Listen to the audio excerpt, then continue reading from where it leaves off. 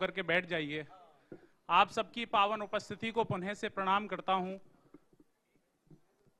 जिस प्रांगण में राम कथा हो रही हो और संतों के चरण पड़ रहे हों, वो प्रांगण, वो सभागार नहीं रहता, वो तीर्थ जैसा हो जाता है। हम सब कभी सौभाग्यशाली हैं कि आज हमें इस पुण्य को जीने का अवसर मिल रहा है। एक बार जोरदार तालियां आप सब अपने लिए बजाइए।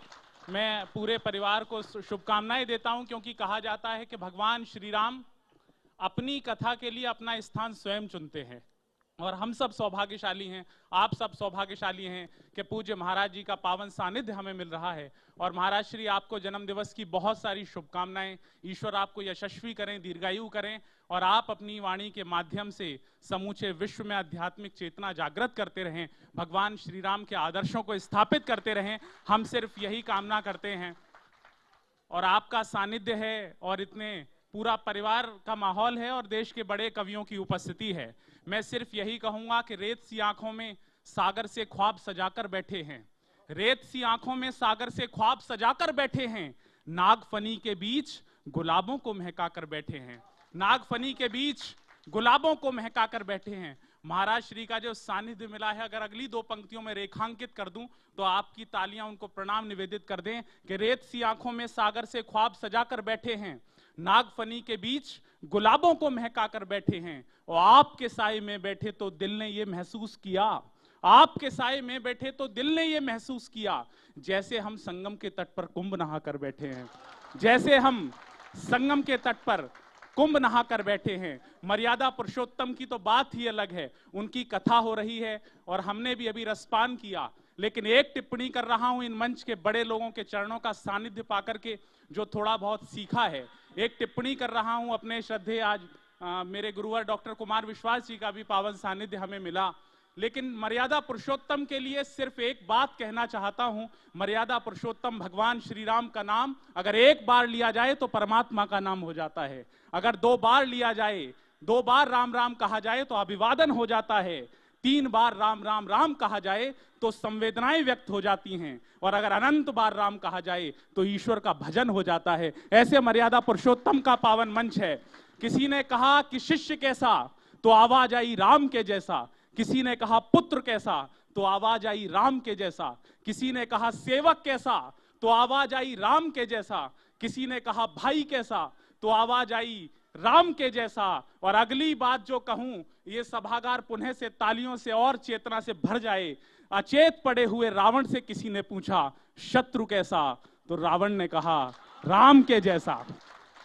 ऐसे मर्यादा पुरुषोत्तम की कथा चल रही है और हम कवियों को यहां पर आमंत्रित किया गया है। और आप सोच रहे होंगे कि कवियों का कथा से क्या संबंध है, लेकिन पूज्य महाराज श्री जानते हैं और यहां पर पुराने लोग जानते हैं, जिन्हें नियति ने अनुभव देते हुए चांदी का मुकुट दे दिया है, कि आदि कवि वाल्मीकि से लेकर बाबा तुलसी तक, राधेश्याम जी तक कवियों का और भगवान श्री राम का बहुत गहरा संबंध रहा है। और मैं पंक्तियां कविता की समर्पित कर रहा हूं आप सबको। देश के महनीय कवियों की उपस्थिति है। मैं सिर्फ यही कहूंगा कि गुरु नानक संत कबीर जायसी के आंगन में बड़ी हुई, कवि केशव के घर से निकली थी जो रत्नों में मड़ी हुई। मीरा की जब करतार बजी तो कृष्ण भक्त में लीन हुई। मतिराम बिहारी घनानंद को मिली प्रेम में जड़ी हुई। जो जगन्नाथ रत्नाकर का गंगावतरण कराती है, ऋषि वाल्मीकि की वह पावन बेटी कविता कहलाती है। ऋषि वाल्मीकि की वह पावन बेटी कविता कहलाती है। सुबह रहेंगे शाम रहेंगे, महाराज श्री आपको समर्पित कर रहा हूं। आपका एक बड़ा अभियान है, बड़ा मिशन है। किसी ने कहा कि बड़ी सड़कें बनाने से इस देश का विकास हुआ, किसी ने कहा कि बड़े पुल बनाने से इस देश का विकास हुआ, लेकिन मैंने कहा कि ना इस देश का विकास बड़े पुल बनाने से हुआ, ना इस देश का विकास बड़ी सड़कें बनाने से हुआ। इस देश का असली विकास तब हुआ जब इस देश की युवा पीढ़ी को शिक्षित किया गया। आप एक बड़ा कार्य कर रहे हैं गरीब बच्चों को शिक्षा दे करके। एक बार इस अभियान के लिए, इस मिशन के लिए भी महाराज श्री के लिए आप सब तालियां बजा दीजिए। सुबह रहेंगे शाम रहेंगे, हर पल आठों याम रहेंगे। महाराज श्री की कोई आश्वस्ति भरी तालियां दीजिए कि सुबह रहेंगे शाम रहेंगे, हर पल आठों याम रहेंगे।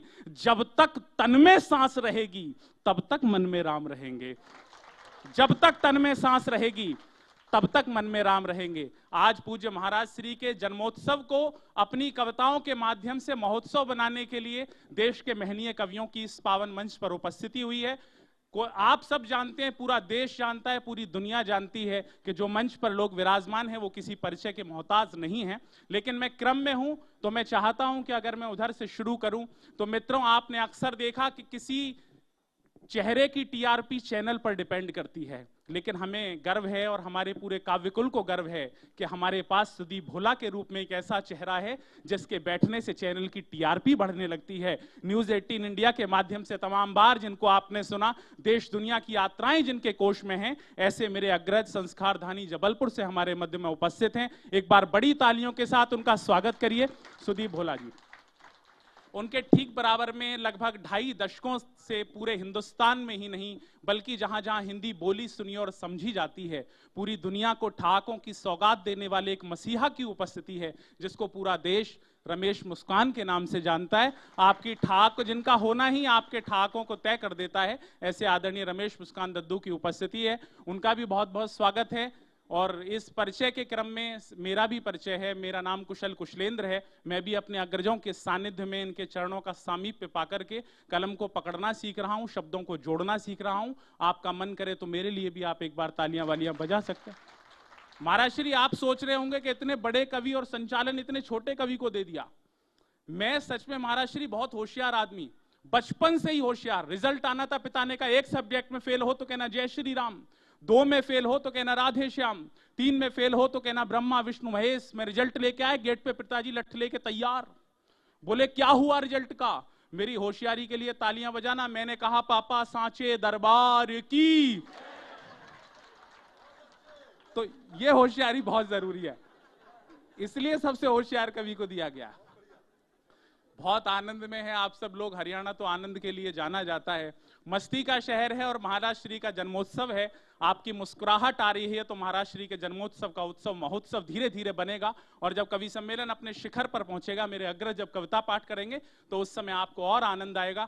मैं तो क्रम में हूं महाराज श्री, स्थिति बहुत विचित्र हो जाती है। हरियाणा तो हमें कई बार आना पड़ता है कवि सम्मेलन, पूरे देश की यात्राएं करते हैं।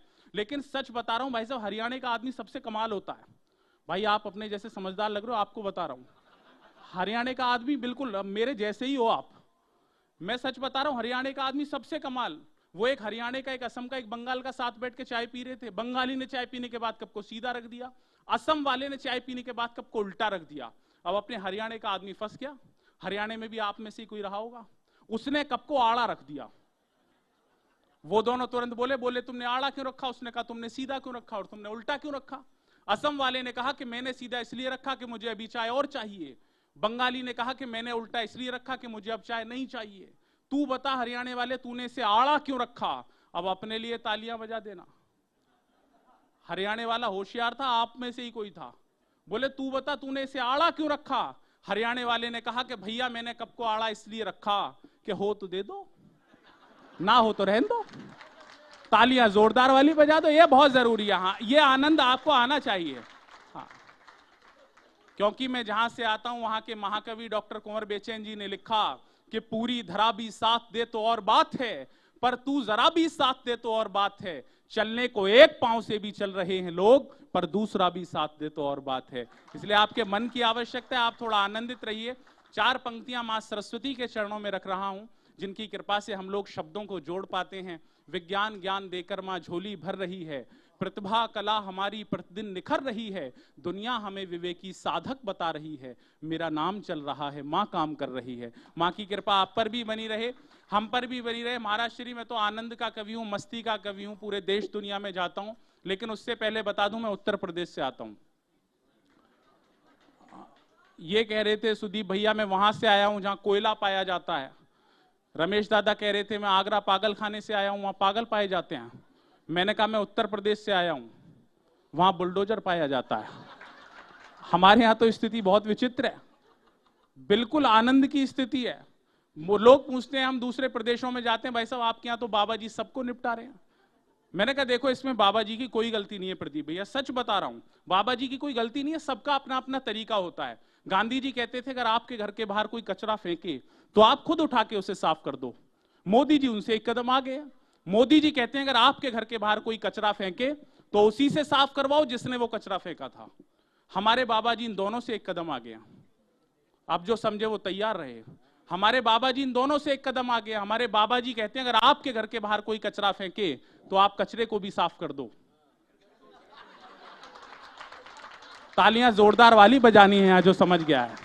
हाँ, बाबा जी आ गए, हम नौजवान संकट में आ गए।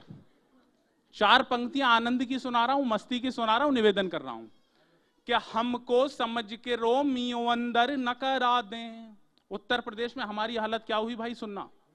क्या हमको समझ के रोमियो अंदर न करा दें, अच्छे भले लोगों को ये मुर्गा न बना दें। तैयार है ना आप?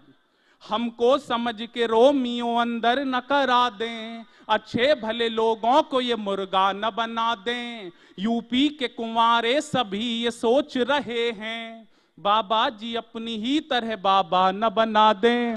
ताली बजाओ मिल के सारे जोर जोर से। महाराज श्री कह रहे थे मेरी पार्टी का पता नहीं। महाराज श्री हम कवियों की पार्टी का भी पता नहीं। सच बता रहा हूं, जो मां की नहीं सुन रहा वो राहुल गांधी, जो चाचा की नहीं सुन रहा वो अखिलेश यादव, जो किसी की नहीं सुन रहे वो नरेंद्र मोदी। और आनंद अगली पे आएगा, जिसकी कोई नहीं सुन रहा वो अरविंद केजरीवाल। तालियां जोरदार वाली आप बजा सकते हैं। ये बहुत जरूरी है मस्ती। महाराज श्री अब तो परिवार का कार्यक्रम है, कभी कभी स्थिति बहुत विचित्र हो जाती है। बड़े बुजुर्ग लोग भी बैठे हैं। हमारे तो पड़ोस में एक भैया रहते हैं, मैं तो टीचर आदमी। बच्चा आया, मैंने बोर्ड पे लिख दिया इलेक्ट्रिसिटी। एक बच्चे को खड़ा कर दिया जैसे वो घूम रहा है, क्या लिखा हुआ है? उसने कहा मास्टर जी इलेक्ट्रिसिटी। पूरी क्लास हंसी, पढ़ाई नहीं हुई। मैंने कहा मम्मी को लेके आना। मम्मी समझदार लग रही थी, वो मम्मी को लेके आए। मैंने कहा जी आपका लड़का इलेक्ट्रिसिटी को इलेक्ट्रिसिटी बोलता है। पूरी क्लास हंसती है, पढ़ाई नहीं हो पाती है, चक्कर क्या है? मम्मी ने कहा मास्टर जी अभी मेरा बच्चा छोटा है, अभी इसकी कैपेसिटी इतनी है। तब मुझे समझ में आया पूरा वायर ही खराब है। मैं पापा के पास चला गया, पापा सुदीप भैया जैसे। मैंने कहा जी आपका लड़का इलेक्ट्रिसिटी को इलेक्ट्रिसिटी बोलता है, आपकी वाइफ कैपेसिटी को कैपेसिटी बोलती है, चक्कर क्या है? अब सुदीप भैया को ध्यान रखना और आनंद लेना। सुदीप भैया ने कहा मास्टर जी चक्कर मुझे 10 साल से पता है, लेकिन आप फोकट की पब्लिसिटी क्यों कर रहे हो? तब मुझे समझ में आया पूरा ट्रांसफार्मर ही गया। मैं पैरों पे लेट गया। मैंने कहा कोई घर में बड़ा बुजुर्ग है? उसने कहा हाँ है, 70 साल के दादाजी। वो उन्हें ले आया। मैंने कहा जी आपका पोता इलेक्ट्रिसिटी को इलेक्ट्रिसिटी बोलता है, आपके लड़के की वाइफ कैपेसिटी को कैपेसिटी बोलती है, चक्कर क्या है? अब दादाजी का उत्तर सुनना और दादाजी के लिए तालियां बजा देना, क्योंकि दादाजी हरियाणा के ही थे। दादाजी ने कहा मास्टर जी ये तीनों के तीनों अनपढ़ गवार जाहिल हैं, इन्होंने तो कभी यूनिवर्सिटी का मुंह ही नहीं देखा। पता ही नहीं चलता बीमारी चली कहां से आ रही है। सच बता रहा हूं बहन जी, सच बता रहा हूं दीदी, आनंद पता ही नहीं चलता कहां से चल रहा है। एक दिन सुदीप भैया मेरे से बोले बाहर चलो वॉकिंग करेंगे। मैंने कहा भैया वॉकिंग नहीं होता, वॉकिंग होता है, साइलेंट होता है। तुरंत मैंने इनसे बोल दिया, इनकी चीजें मेरे अंदर आ गई। मैंने कहा वॉकिंग छोड़ो, फिर वॉकिंग भी करेंगे और टॉकिंग भी करेंगे। इन्होंने मुझे तुरंत समझाया, बोले टॉकिंग नहीं होता, टॉकिंग होता है, साइलेंट होता है। मैंने कहा हम दोनों को ही नहीं पता, हम रमेश दादा के पास के। मैंने कहा वॉकिंग को वॉकिंग बोलते हैं, मैं टॉकिंग को टॉकिंग बोलता हूं, क्या चक्कर है? अब रमेश दादा ने जो जवाब दिया, इनके लिए तालियां बजाना। इन्होंने कहा दोनों चुपचाप होके बैठ जाओ, तुम दोनों को किनोलॉजी नहीं है।